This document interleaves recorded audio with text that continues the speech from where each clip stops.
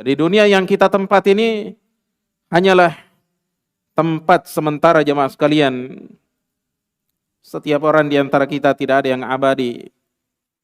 Setiap orang di antara kita jemaah sekalian pasti dia akan kembali kepada Allah Subhanahu wa taala cepat atau lambat.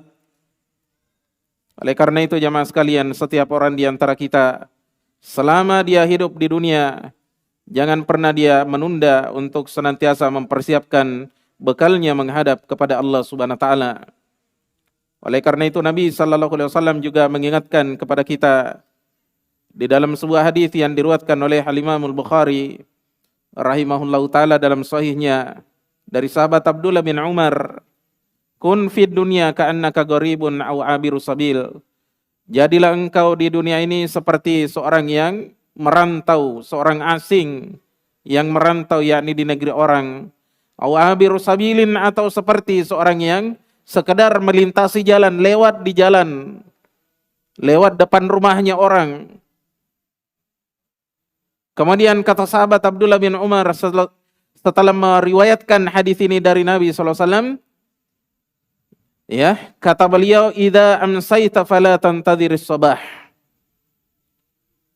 Oleh karena itu apabila kalian berada di waktu sore maka jangan kalian menunggu waktu pagi.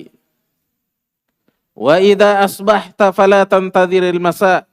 Kalau kalian berada di waktu pagi jangan sekali-kali menunggu waktu sore. Khudh min sihhatika limaradika. Ambillah kesempatan yakni untuk melakukan amalan-amalan soleh untuk menghadapi masa sakitmu. Wa khudh min hayatika limautika. Dan ambillah yakni kesempatan untuk memperbanyak amalan-amalan soleh dalam menghadapi masa kematianmu. Ini yang diingatkan oleh Rasulullah sallallahu alaihi wasallam. Dan hendaknya senantiasa kita mengingat bahwa ya, keberadaan kita di dunia ini hanyalah sebentar. Seakan-akan ya mimpi yang kita lihat, mimpi yang indah, kemudian setelah itu kita tersadar ketika kita sudah berada di negeri akhirat.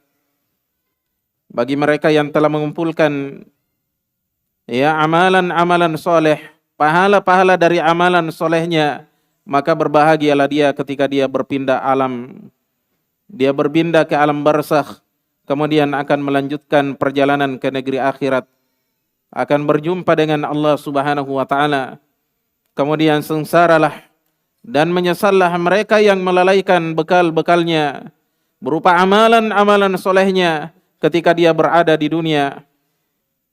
Barulah dia sadar ketika dia berpindah alam, ketika dia terbangun di alam kuburnya, ketika dia dibangkitkan oleh Allah Subhanahu wa taala di padang mahsyar. Barulah setelah itu dia sadar dengan sesadar-sadarnya bahwasanya apa yang dia lalaikan ketika di dunia, waktunya, harta bendanya, segala potensinya tidak menghasilkan pahala. Na'udzubillah.